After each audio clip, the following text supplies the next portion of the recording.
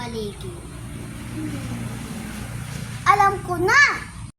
Magtanim tayo ng mga halaman. At ating itong alagaan.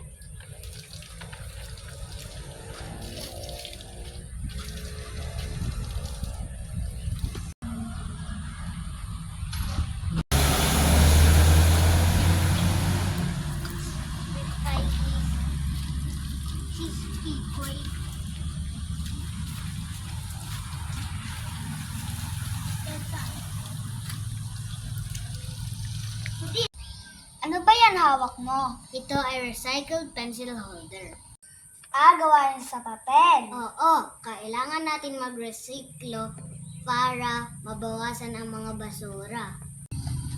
Ay, tulad nito, itong isang recycled material. Tama!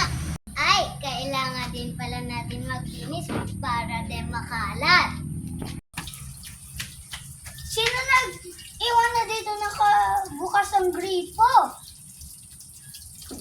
Kailangan ito isarado.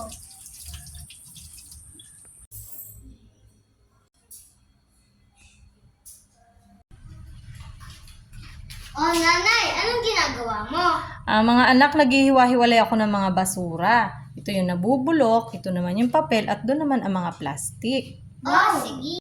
Bakit niyo po pinaghihiwalay? Halaga kasi na ang mga basura ay hindi natin pinagsasama-sama dahil may maitutulong pa ang mga nabubulok na bagay. Pwede pa yung pagpataba sa lupa. Ang mga plastik naman ay hindi pwedeng sunugin at ang mga papel naman ay pwede pang gamitin sa ibang bagay.